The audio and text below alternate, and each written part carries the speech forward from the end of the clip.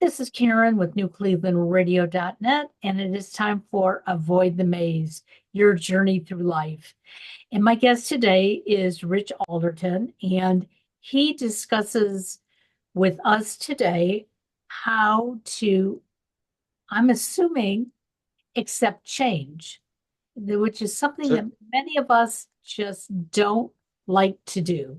Change is difficult for us, and um, it's not as difficult for me as it is for my husband. My husband cannot, it's like, it's working. Why change? Um, and one big thing that we always have an argument about is he is a collector of everything and anything. And we have a garage that is so full you can barely get the cars in. And this weekend I was saying to him, why don't we get rid of some of this stuff? And it would be like, but I've had it for 50 plus years. That's the change I would like to see. But I know we're talking about something even more in depth when we talk about this. So give us a little bit of background, Rich. What is change all about and what got you into this area of expertise? okay, what got me into it actually is relevant to your husband because the good news for him, maybe not you, is that it seems to me, in my experience of leading change over the last 30 years or so, that actually most people resist most change most of the time. Your husband is not alone. And that's really not quite so surprising when you consider that we are pre-programmed. We have evolved over the last 50,000 years or so to perceive change as a threat to our security.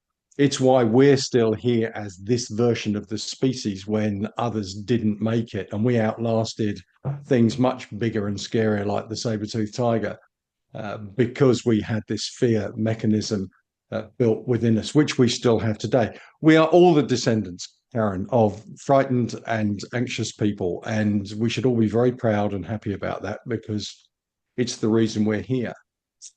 But that really also is the answer to your question as well, not just trying to make your husband feel better, but what I've seen throughout my career is that because most people don't like change as much as I do, and it sounds like you do too, then what I foresaw, well, that sounds a bit grand, doesn't it? But what I figured out was that if the world is only going to be filled with more and more change, and I embarked on this journey long before we had COVID or war in Ukraine or the Middle East or whatever else is going on in the world. Even without that, the world is accelerating at a massive pace. And if you are not very good with change, and if change tends to make you anxious and fearful and afraid for the future and afraid for what's going on right now, then that's only going to get worse as time goes on. So if you don't really enjoy life today because of the amount of change that's in it, a whole garage full's worth of protection, then you're going to enjoy it even less tomorrow and less again the day after that. So we have to do something about that. So I figured out that I could have, carried on being a medium level CEO for the rest of my career, and that would have been nice and happy and comfortable. But actually, what I saw was what I figured out, what my mentor helped me figure out was that my purpose in life is to help people, as many people as I can, which is why I'm talking to you. Thanks very much. As many people as I can to enjoy rather than endure the life of change that surely lies ahead for all of us. And if I can help people accept, not just cope with, but see change for what it really is, and I'll get to that maybe later, then if 1/10 as much as I'm lucky enough to like already about change, then what difference would that make to that individual, to that leadership team, which is what I tend to work with? and ultimately, maybe getting a bit above myself here, but if we could all be just that little bit more accepting of change and embracing of change, what could the 8 billion of us achieve together? And that kind of excites me. I know that I'm not going to make much of a dent in that, but I'll talk to whoever wants to listen to fulfill my purpose. So, one of the things that I've realized in my 74 years of life is I know I've changed dramatically, and not just, you know, outwardly, but the way I think about things. And one example I'll use for my listeners is that this past weekend uh, was the end of the Jewish high holidays. Now, I grew up where my family would have a family dinner. We would all go to the temple together, and you had services in the temple, or for some people on Sunday, they would go to church. But now we can do that online. And I found myself doing it online this year for a couple of different reasons. Number one, it was more convenient for me.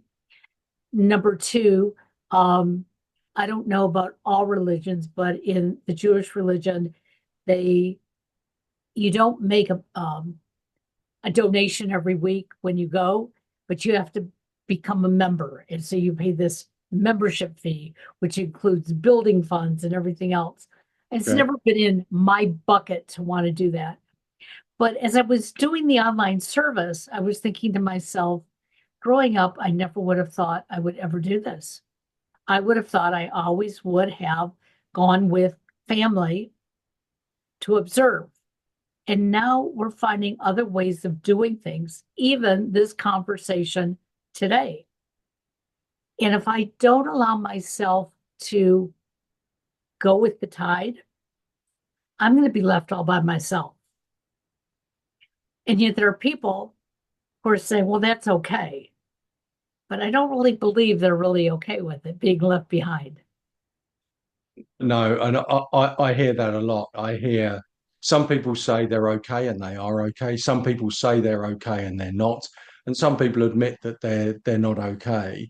And of those people who say they're not okay, some want to do something about it and some wear it as a badge of honor. I've had people say to me, Rich, I'm a stone, you'll never change me. And that again, maybe that's just a defense mechanism. But either way, they the problem with it's not that they will get left behind. That's not the danger so much. The danger is that they will have to change, but not on their terms. The world will sweep them up and events will overtake them, and they will be overwhelmed by their external environment, the forces of which they cannot withstand or resist. And they will be swept along in at a time they don't like, in a way that they don't like, without their consent or consultation. Much better to be ahead of the curve. It's a phrase for a good reason, and ride that wave rather than be slammed into the sand by it. So it's almost like how the banking business now is more online than it is going into a bank today. And there are people who are saying, like my husband, oh, I want to take that money into the bank. And I'll say to him, well, that's great, except the bank is not open when you're available, but you could come home at night and put it into the bank online. And his comment to me is, yeah, I'll let you do that. Well, that's great if you have somebody else who's willing to make those changes for you. Yeah, But you're right, we will get swept up, and there will be a time when he's going to have to do it for himself rather than rely on me at some point. So, how do you work with a client who just doesn't want to change? They want to, they want to move ahead, but they don't want to change. And that's the thing that I hear a lot of. yeah. Look. Ultimately, if people really don't want to change, there's only one person who can change you, right? And it's not me. Right. the only person who can change your own behavior is you, full stop. And we have to take full accountability for ourselves. What I can do, what people like me and you, in the way that you talk with people, is that we can provide a route map, a pathway that will take them from the fear of change, in my case, the model that I've developed, takes them on a spectrum of adaptability intelligence that we developed, that takes them from the fear of change through to the freedom to change. And that journey is filled with a whole load of antidotes to combat the reasons people resist change and stimulants to boost the reasons we love it. And I can lead that horse to water, but only they can decide to drink. What you can do is you can try and tap into what people's hopes and dreams and visions are of the future. What do you want the future to be? Now, if we asked your husband, and he might phone up and complain about this because I've never met him, he might say, all I want to do is sit in my garage collecting stuff. Thank you very much. And that's it. I don't want anything to do with this brave new world.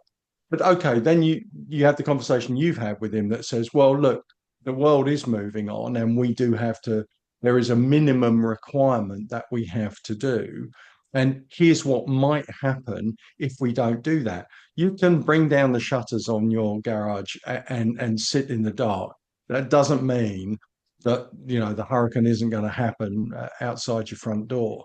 And it is going to happen. So if you accept in a rational moment, you accept that that is going to happen, what is the best way for you to exist and to interact with that in the best way possible for you? And then people can start to see that actually this isn't just a battle of wills here. All the evidence points to the fact that the world is changing. I mean, anybody who's lived on this planet in the last 5 years could not possibly argue with the idea that there is a shed load of change, Right. and most of it nobody saw coming.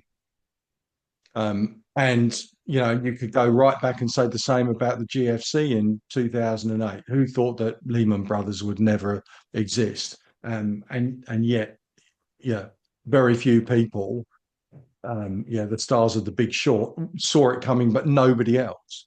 So if you accept that there is always going to be that unseen level of change, then we have to prepare. It is like preparing for a major weather event, you know, the likes of which, of course, you've had in the US. But instead of, you know, buying lots of bottled water and canned food, we've actually got to change the way that we think about change itself. That is the protection mechanism that we need to hunker down with, so that when change happens, we're ready for whatever happens next. You know, it's interesting that I say that my husband doesn't like change, but he is in the IT profession. So he sees change happening on a daily basis. And he's been in the field for about 30 years now. So it's not like it's something new to him. But I think there's that comfort level of not wanting to change. We believe that things were so much better 5 years ago, 10 years ago, 20 years ago. If only I could go back to that simple life. Yeah. And I've heard people say, you know, if we could all go back to before the cell phone, it's like, really? You know? So yeah, maybe things were a little simpler then, but they were also complicated as well. Yeah. Couple of things come to mind on that. The first is, let's just go back to your husband. I mean, I'm already getting on with him fine. I'm sure That's he's fine. the loveliest chap. It could be, and I see this, that people are so exhausted by the amount of change that they have to deal with 9 to 5, that when they get home, that is their castle, that is their protective environment, and that is their rock, that is their anchor, and that is where they can come home and feel safe. And this is a place where the rest of the world can't get me, and this is going to be exactly the way I want it. When I have to go to work, I have to deal with all sorts of change, In fact, if I'm in IT, I'm forcing new IT systems down people's throats who really don't want it. That's enough. Okay, at 5 o'clock, I'm done. I come home, I want to collect stuff and put it in a garage. And it's interesting because from the day that I met him, I understood that part of him. He's always been working. He's always worked intense type of jobs, and so I know that when he comes home, he doesn't want to have to think about anything. Yeah, And I'm the total opposite type person. I'm constantly trying to make change. In fact, one of the things he found out about me within the first, couple months after we got married was if he went on a road trip for work, he better turn on the lights when he walked into the house because I probably moved the furniture. And the only room that I couldn't move the furniture was in the bedroom. So he knew he was safe coming into the bedroom. But that's something that I do. I like change. I get bored of seeing the couch on the same wall, so I'll find a way to tug it over to the other side of the wall. yeah, So here you have a person who's willing to make changes 24/7, me. He has to make them for work. So now he comes home and doesn't want to yeah. make them. So To, how, to, how to, does this, to, go ahead. I was going Sorry, I to was just going to say to your other point about the people who want to go back to the way things were, the life before the cell phone, etc.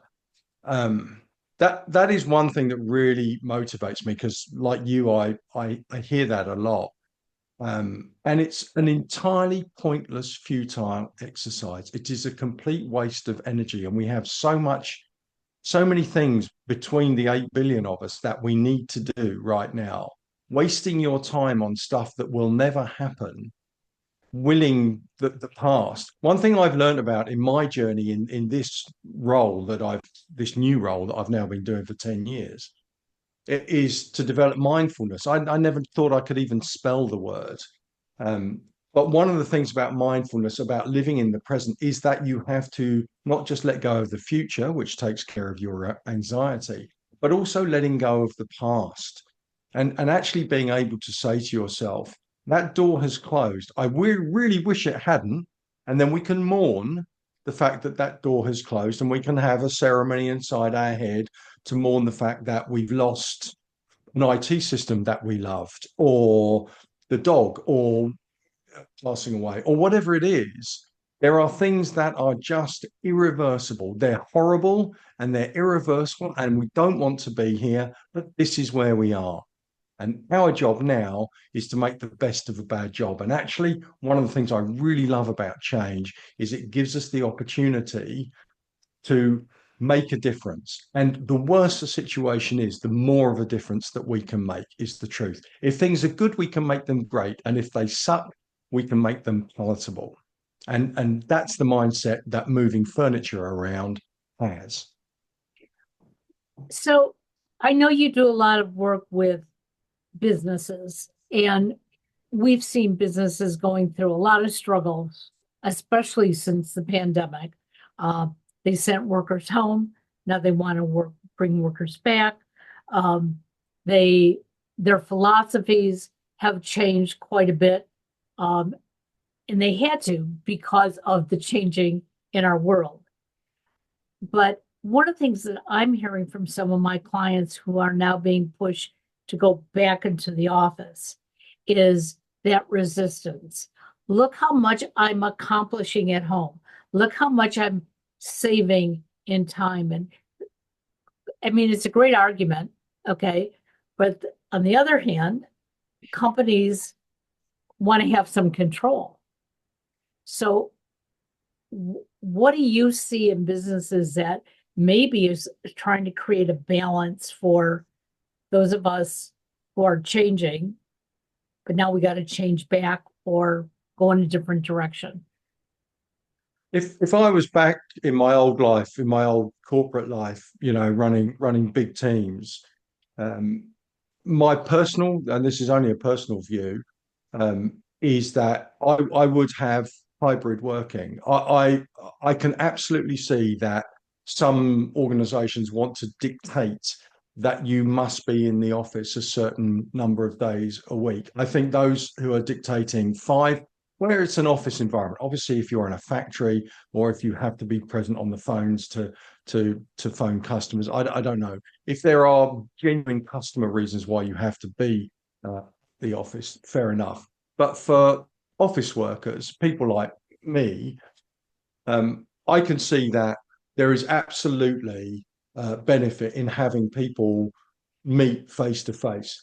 When I do coaching, when I do one-to-one coaching, I will get up at 3:30 in the morning and travel to somewhere in the north of England, if that's what it means to have a face-to-face meeting. I'm a big believer that the kind of conversations, and I know that's the kind of work you do too, those kind of in-depth, sensitive conversations are much better taken face to face. I've also got to contact a friend of mine who spends his entire life coaching online, and he does a really good job, and his clients love him. My wife works completely remotely from home. She's an HR director, and she has to hire and fire people, and some of that, has to happen online. So the overall picture is that we need to have the skills to be able to adjust. I can't say definitively what is right for every organization. There is not one right answer. I believe probably generally some kind of hybrid working where you need to be in the office, let's say 2 days a week or 3 days a week, but probably not five and probably not none. But what my job is to say to people, let's give you the skills to make you comfortable with the idea of change. So what you're not resisting is whether it's coming into work or not. That is, people are changing. I had to change, and now they want me to change back. This is just ridiculous. I just wish people would make up their minds.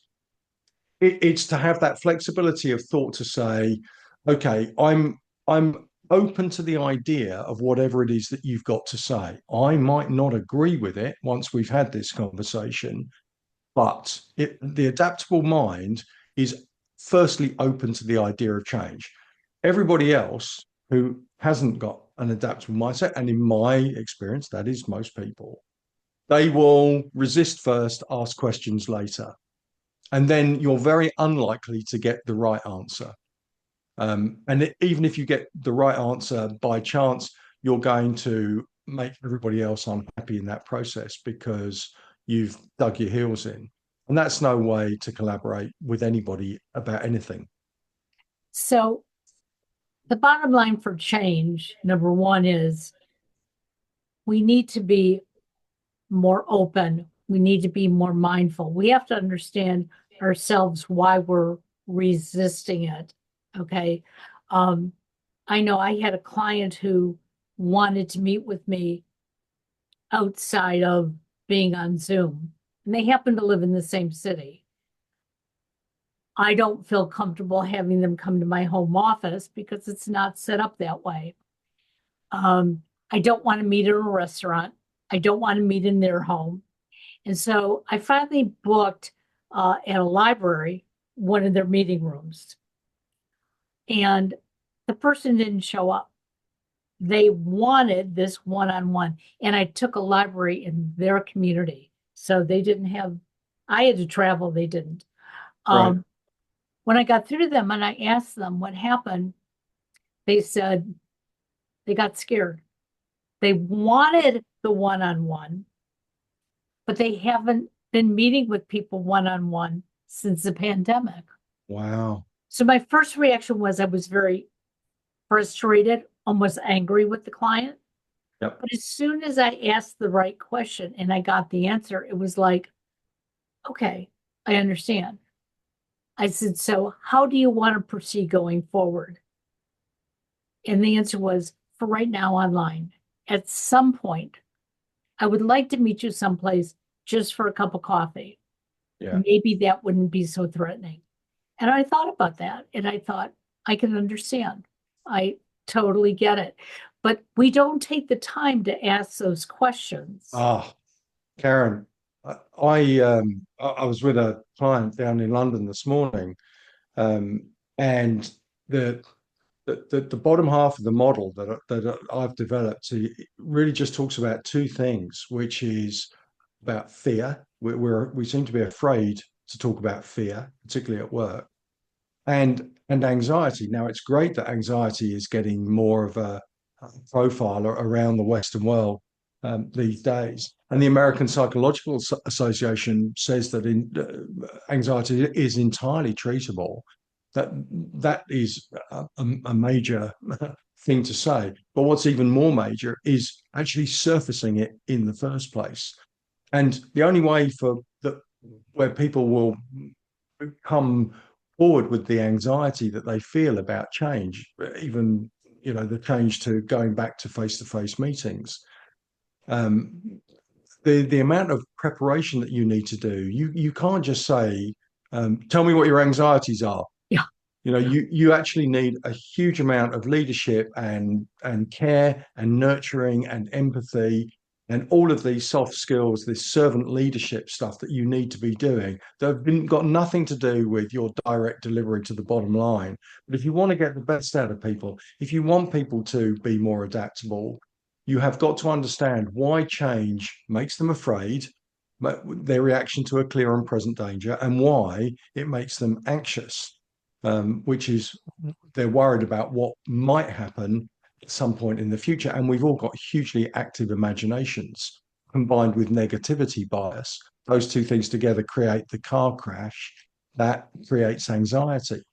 So once you can learn to control your fear and manage your anxiety, and you can do both of those things, then effectively you're getting yourself out of your own way so you can really start to see change for what it is, which is the best chance you're ever going to get to make a difference and to find out what you're capable of doing. The status quo will never, ever give you those opportunities. The status quo will only tell you that what you did yesterday, you can do tomorrow and you've learned nothing. But the time it takes, you're absolutely right. The time it takes to have those conversations, to uncover those raw, primal, negative emotions that we all feel from time to time, especially when we're forced into changes we don't want, especially by those IT specialist bandits who keep forcing new stuff on us, then then that's the moment where we've got to say, okay, I'm going to invest in my people here before I'm going to invest in all the changes that I want through the strategy of my company or whatever it is. So 2 years ago, I've also done IT work. And 2 years ago, I was offered a part-time position and I looked at it and I was so terrified. It was like, oh, I don't understand it. I'm never going to be able to do it. And my husband was doing it on the side and he kept saying to me, but you can do it. And I just thought in the beginning that was just him being nice. And then something happened and he said, I can't do the job anymore, but it's so easy. Why don't you try it? So I finally said yes. And the first day out, by the time I got, and I go to hospital sites.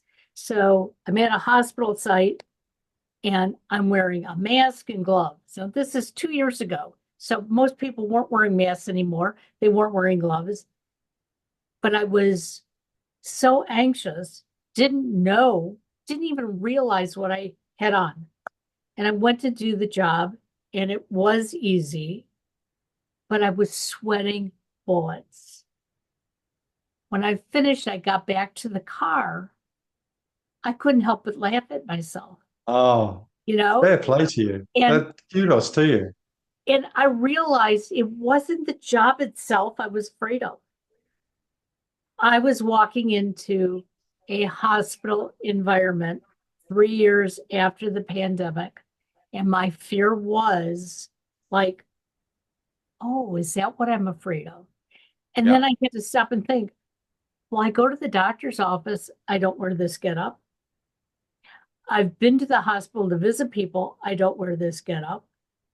And so my next stop was at another hospital, and I walked in just wearing the mask, not the plastic gloves. And all of a sudden, I realized that I had control over that fear. I figured out what it was. And Yeah, now I've brilliant. been doing this job now for 2 years, which I absolutely love because it gets me out of the house. I interact with totally different types of people.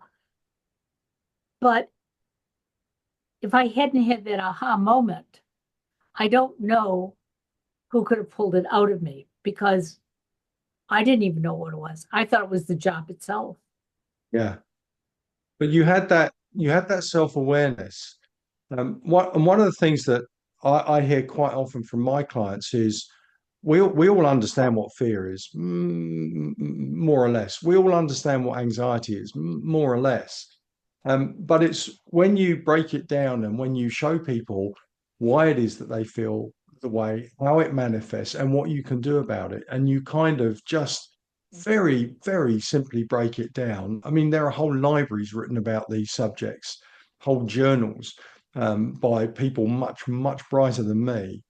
But when you can communicate it to people in kind of bite-sized chunks, this is what it is, this is what it feels like, this is what it does to you, and this is what you can do about it. It's that understanding, and none of this is rocket science. And most of the people look at me, I can see it in their eyes. They're going, "You're not really teaching us anything new here, Rich," and I'm not. There is no rocket science in what I convey to people, but it is that understanding, that self-awareness, so that ability to step outside of yourself and look back in and go, actually, is this real? Am I making a mountain out of a molehill? Why am I feeling this way? What can I do about it? And as you said, the exact word, take back control. Fear exists where we feel a loss of control. And Exactly. you put yourself back in the driving seat there, and all was well. Great story. So when a client comes to you, are they typically at that edge where it's like, we've got to make a big change and I don't know how to go about it? Yeah. No, it's worse than that. They come to me after they've started the big change.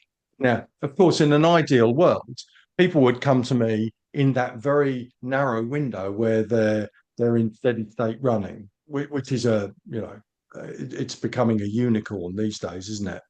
Um, and we would spend that time giving people all the theory and giving them time to practice, and between sessions that they would go out and play with the antidotes and the stimulants, and then we would come back and we would discuss it, and then we'd do some case studies and all the good stuff. But the reality is that they don't even do it. They don't even come to me at the start. They come to me halfway through. It's all gone pear-shaped. Um, and what ends up is they have to do the strategy, whatever it is, let's say putting in a new IT system. And then they're asking me to change people's attitude to change and effectively change quite a big segment, a big pillar of the entire corporate culture at the same time that they're trying to move the whole organization, 3 inches to the left. So my life is no different from theirs. Life is not ideal. And for that reason alone, we have to be more adaptable. So I can hardly complain. Big word there is we have to be adaptable. All of us need to be adaptable in this world. There was a survey done in the US, um, and of 1,500, I think it was Harvard's. They surveyed 1,500 leaders around the world, and 71% of them said that adaptability was the number one skill that they were looking for. Imagine how many leadership skills you can think of right now, and adaptability was number one for 71% of those leaders. And yet, only 8% of companies are doing anything about it. And coming back to your very first point about most people don't like change, put those three stats together and we're on a collision course. And no wonder we can't turn the planet around. No wonder we're all getting very frustrated and hurling missiles at each other because we're not very good at change. We just want things to be the way that they were in our own minds. And wake up messages, that's not going to happen. Exactly. Future is going to happen, and we need to be ready for stuff that we can't even imagine yet. Well, and it's one of the things I tell my clients, it's that you want things to be your way. Okay, I want things to be my way. Well, guess what? If they aren't the same way, we're going to go head to head. Now, is that what we want? Or do we want to be at a point where I can listen to you, you can listen to me, and we can try to find something there to bring us together? And a lot of times they'll say, well, yes, but. And my comment is, I used to respond like you do, well, like you are now. And I was miserable, didn't realize how miserable I was. But I started thinking along the line, I think I'm right. But as soon as I open my mouth, I'm wrong because I'm going head to head with somebody. I don't want to do that anymore.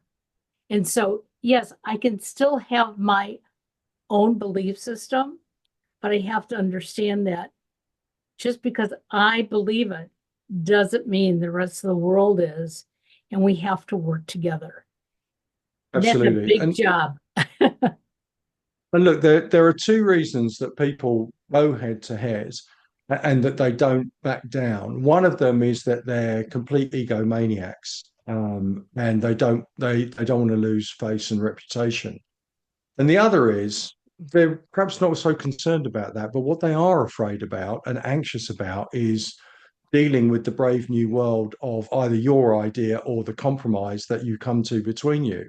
The compromise itself might be entirely rational, but that person might worry that they won't be able to adjust or cope or use this new IT system or whatever it is. So even in that case, it can still all be tied up and improved by having a better attitude to change. So it sounds like England has some of the same issues that the States have. And our global world, we're, We really do. we're really no different. Okay. No, no. Uh, and, I love when, I hear people when they go to visit your country, they'll come back and they'll go, oh, they've got it so beautiful. And then you guys come to the United States, oh, you've got it so great. Well, you know what? We all can have it better. And it starts with change and acceptance and adaptability. And I love that word. I think I'm going to be using it from here on in. How can my listeners find you and follow you and learn more about high performance? Okay, everything is on the website, which is highperformancechange.com, all one word, highperformancechange.com. There's videos on there, there's blogs on there. You can download the free ebook. That's my gift to society. That will take you through the entire model and give you an overview of that adaptability intelligence spectrum that I talked about. So yeah, there's a lot on there, and a couple of ugly photos of me. Sorry about that. Well, and I want to thank podmatch.com because without them, I wouldn't have gotten to meet you. I wouldn't Absolutely. be in your room in England at this point. Um, so, you know, the internet and Zoom has really helped us quite a bit. So, for those of you who are hesitating, I have met so many wonderful people and learned so much through these Zoom podcasts. So, Rich, thank you so much for joining us. Thank you for Uh, having me on, Karen. It's been a pleasure to meet you. it was great. Thank you now. Have a great day. Okay. You too. Bye. Bye bye now.